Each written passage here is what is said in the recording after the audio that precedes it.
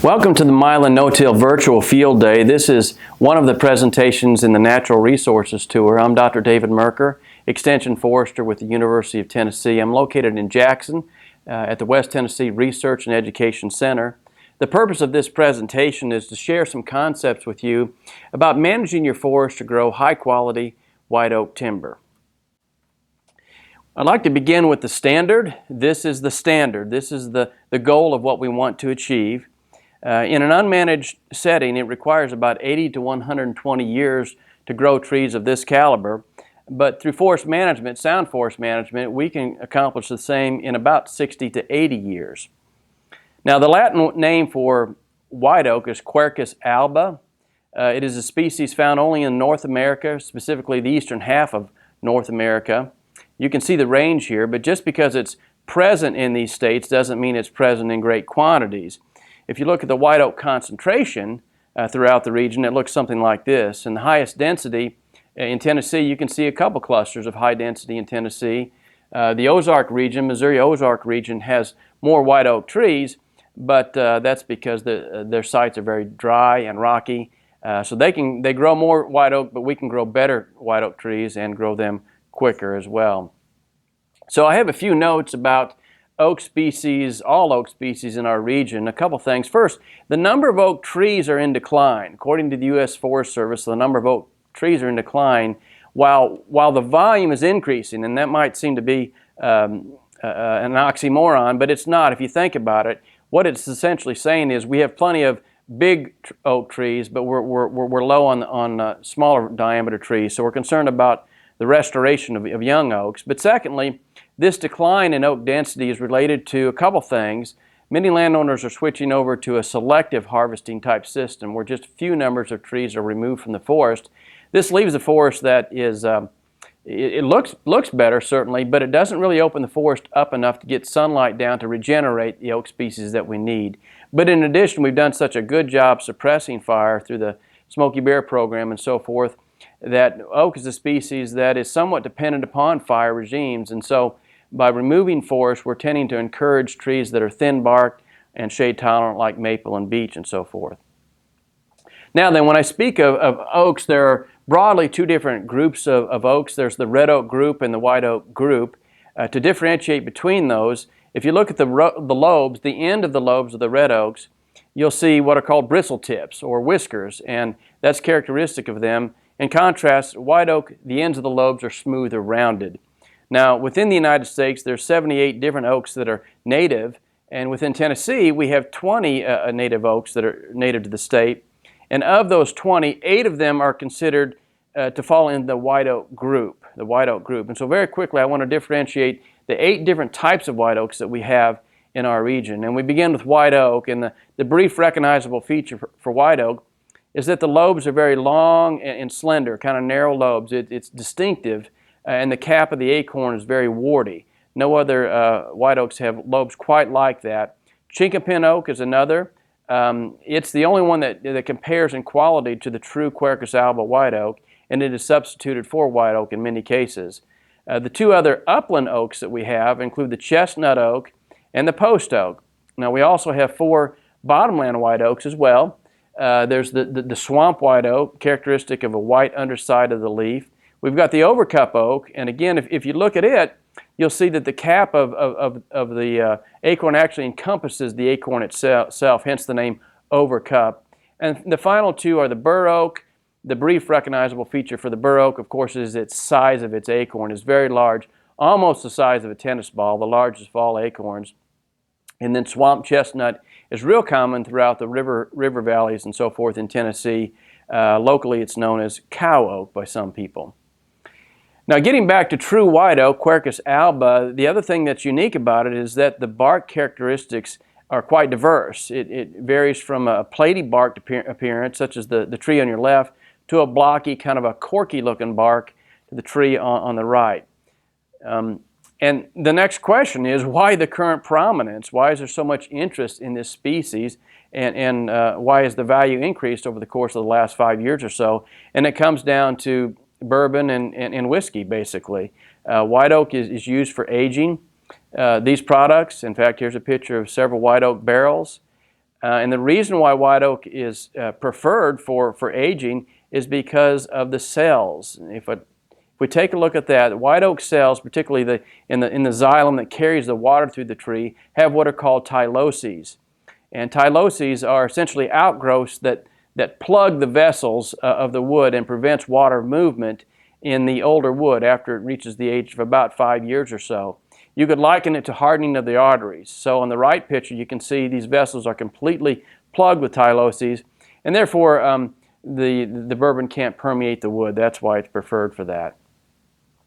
Now, a question that I often get as we talk about white oak, there's a lot of interest for its value for wildlife. A lot of wildlife species prefer white oak acorns because they're sweet and high in a lot of energy. So the question is, does wildlife generally prefer true white oak, Quercus alba acorns, over red oak acorns, or even over other white oak species of acorns?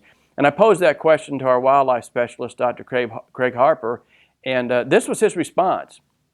I'll let you read this.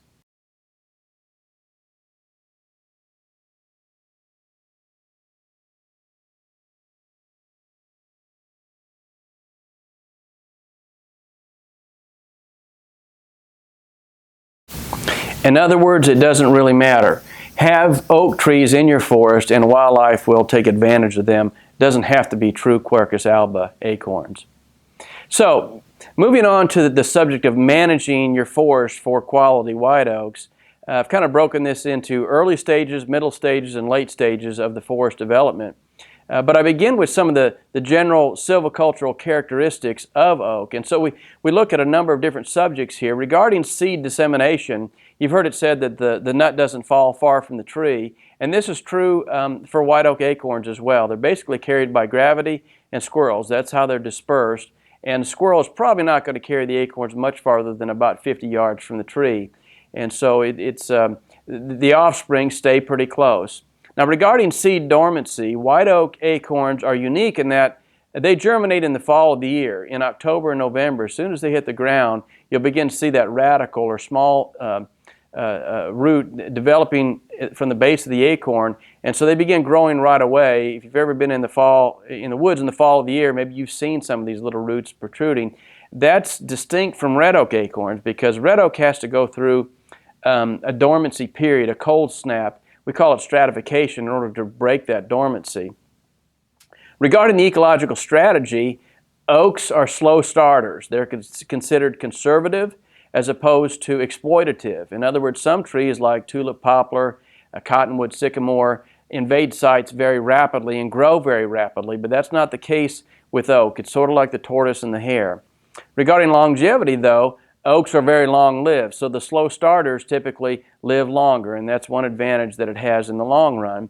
It is drought-tolerant. White oak is a species that's drought-tolerant. You'll see I've put an asterisk by that because I think that's a characteristic that really separates it from the other species and allows it to tolerate some pretty harsh sites.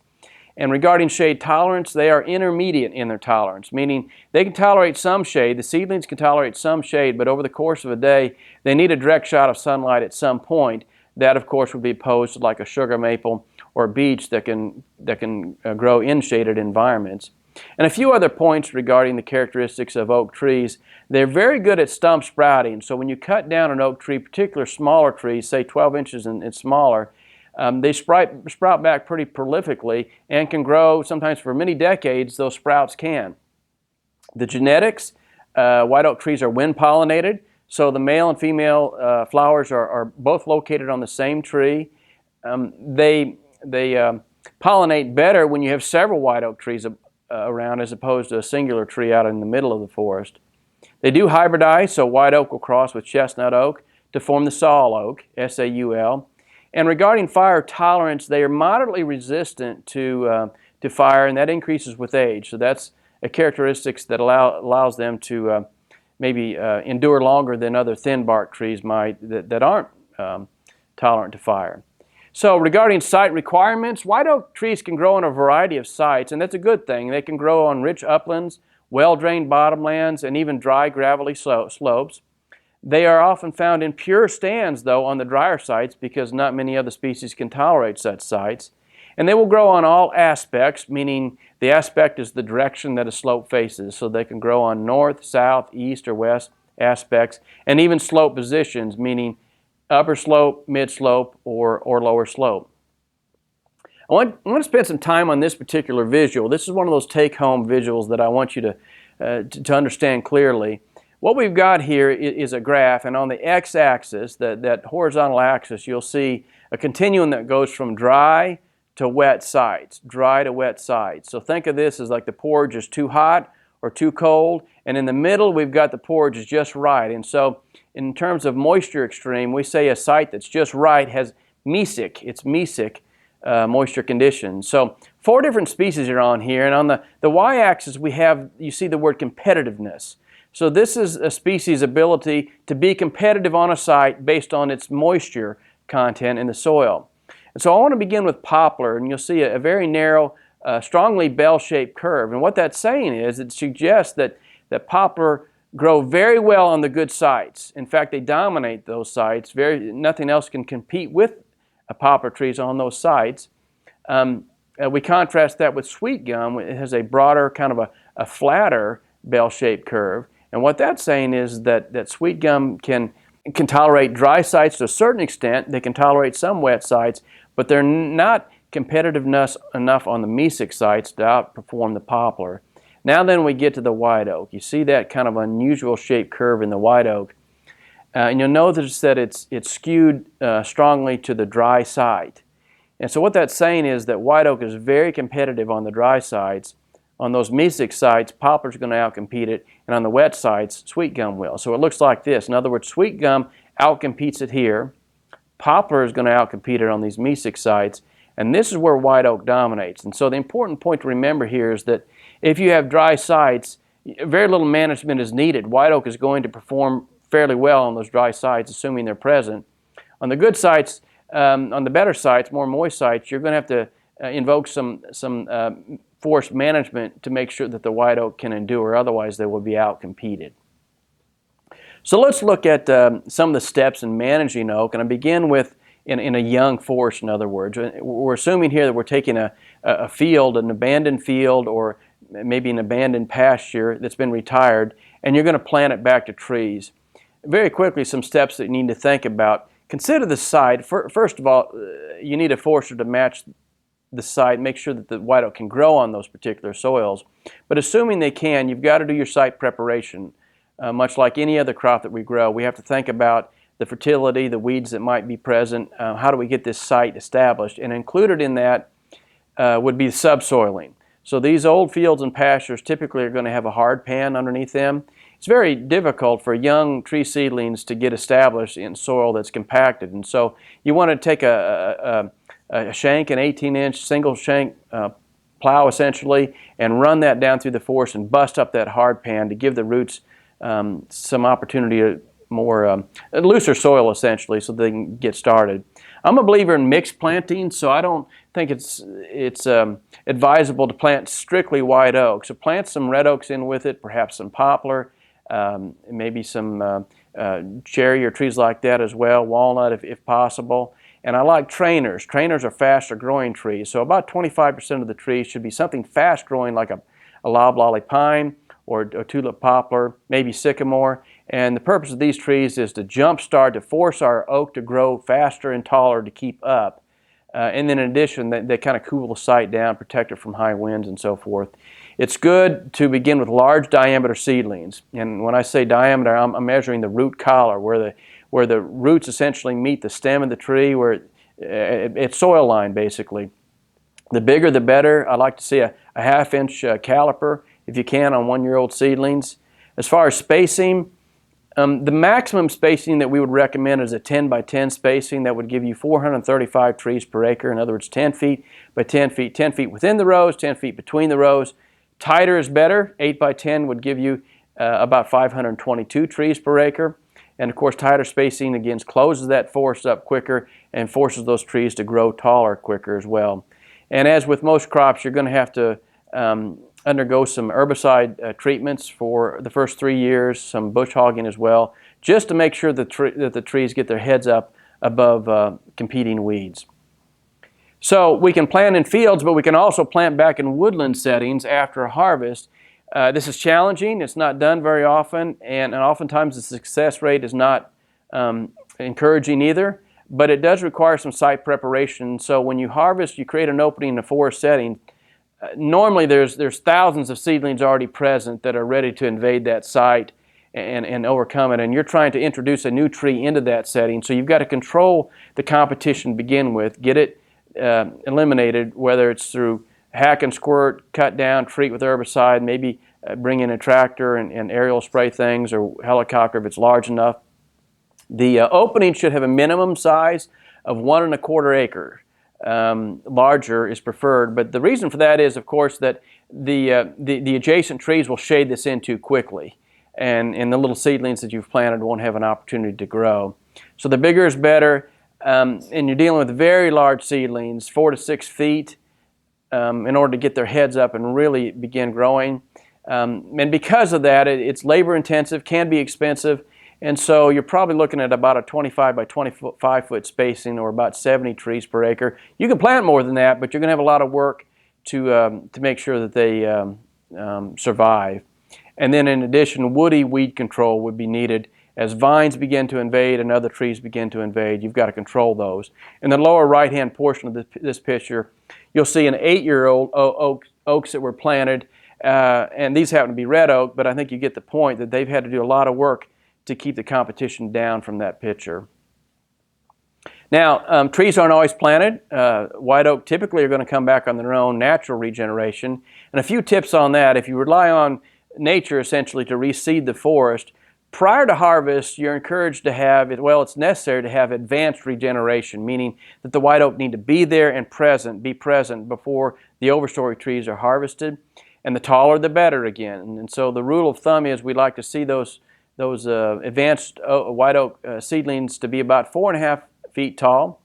Now, if there is no advanced regeneration, which is often the case, then 2 or 3 years prior to the harvest, if you want to go this route and be very intensive in your forest management, it sometimes can be effective to conduct a prescribed burn in this area. And the purpose of that is to eliminate competition. Burning can tend to kill thin bark trees like maple and beech and others, dogwood and so forth, and allow the oak that are present then to resprout. In other words, kill the undesirables and favor the white oak. And you might have to coincide with that an understory thinning to increase the amount of sunlight that reaches the forest floor to help these seedlings along. And in keeping with that, it might be necessary to conduct a pretty heavy deer harvest and turkey harvest concurrent with this, because of course they're going to consume the acorns that you're trying to get started in the opening. Something to think about.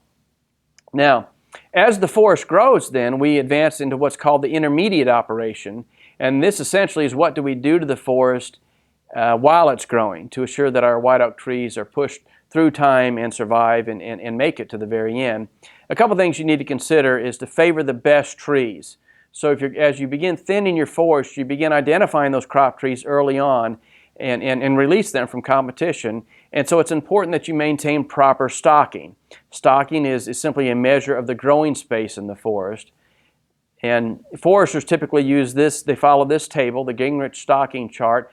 Can't go into great detail today, but you'll see 3 different layers of stocking. There's 4 different axes here that we look at, but you'll see overstocked, fully stocked, and understocked. So a forester can come out and inventory your forest, and it might put it in this area right here to tell you, well, your forest is overstocked at present, which means your trees are beginning to shut down, you're sacrificing growth, some trees are going to die. And so ideally you would like to thin that forest down and bring it down into the fully stocked range so it has room to grow and continue thriving. Of course, we don't want to operate in the understock stage because that's too much growing space. The trees will be short and the bush out kind of like a yard tree as opposed to a forest setting. So that's complicated, but your forester can help you with that. And this is kind of a pictorial example of what I'm talking about.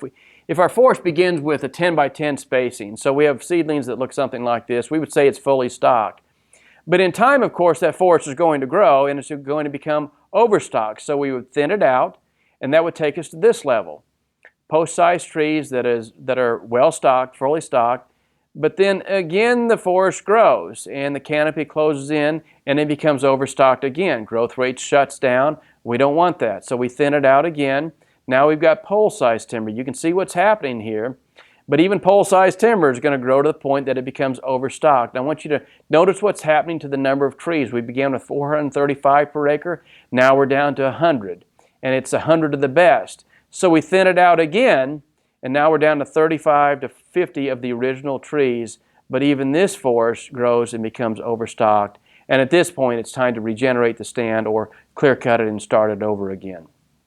So I want to show you, this is a cross-section of a tree. We call it a tree cookie. You're all familiar with growth rings. Growth rings represent the annual growth that's put on the tree. While most people call them growth rings, I call this interest rate because each one of those growth rings represents the rate of return on your tree.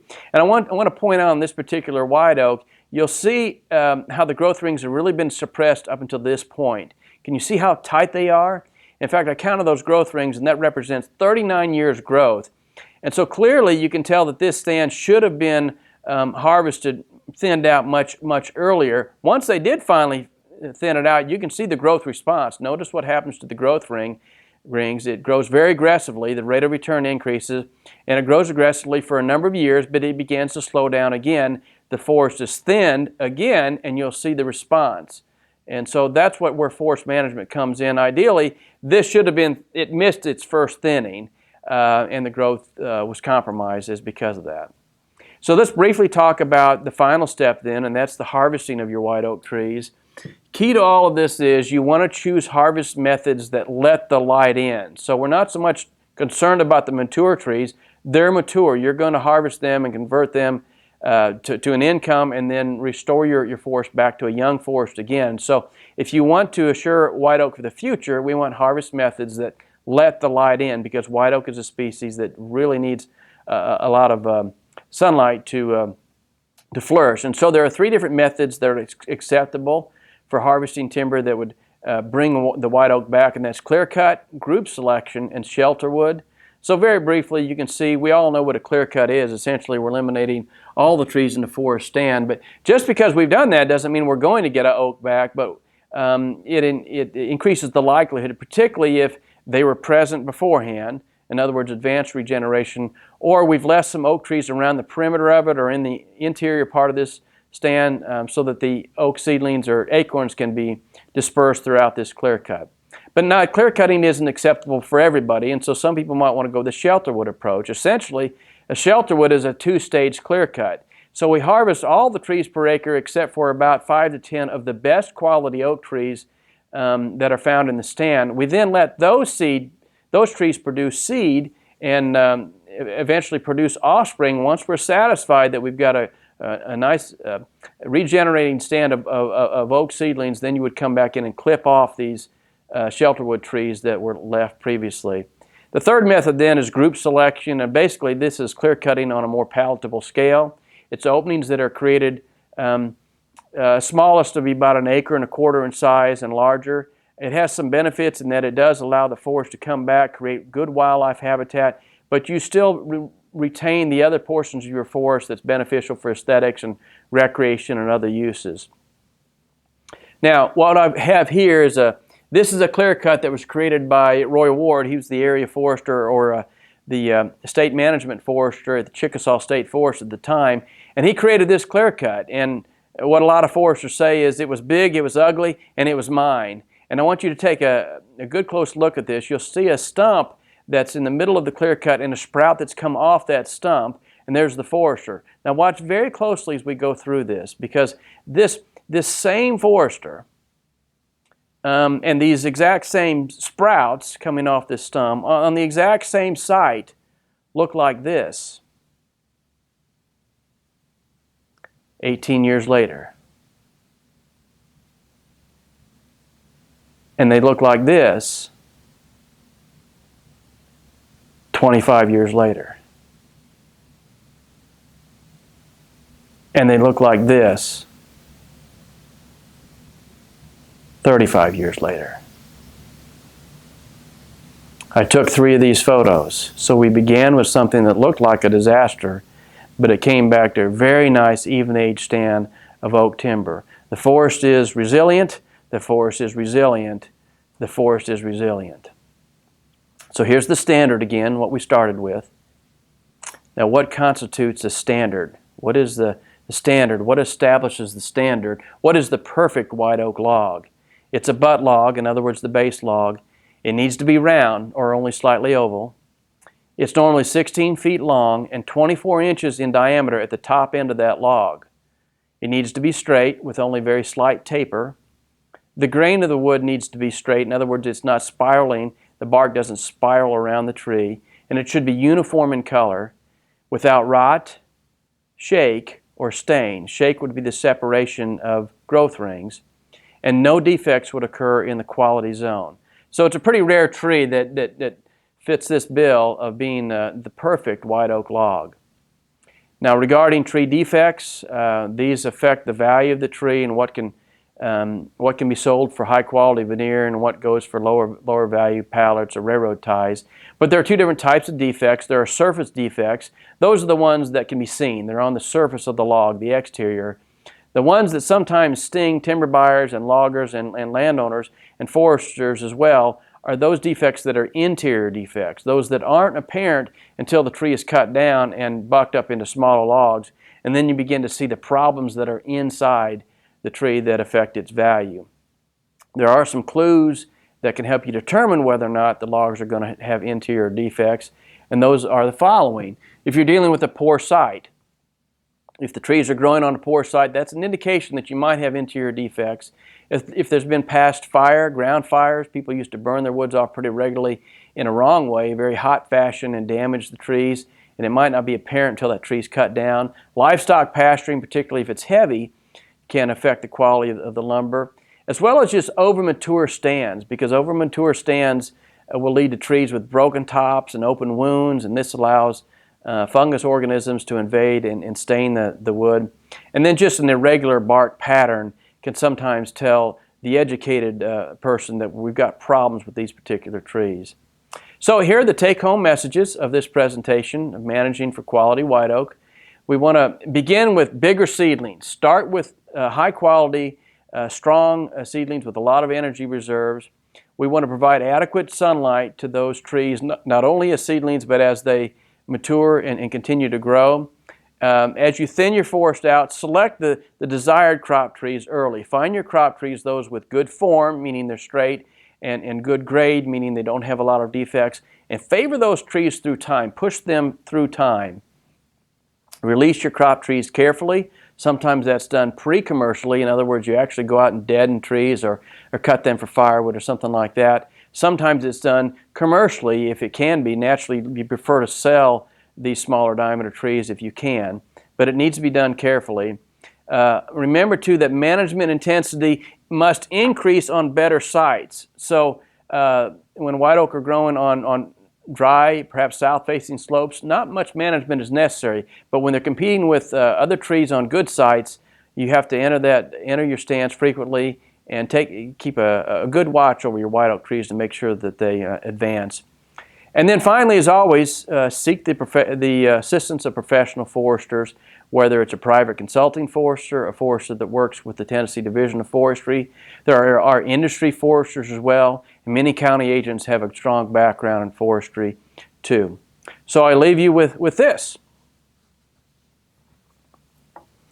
Thank you for your attention to this presentation, and I hope you enjoy the rest of the virtual Mylan no-till.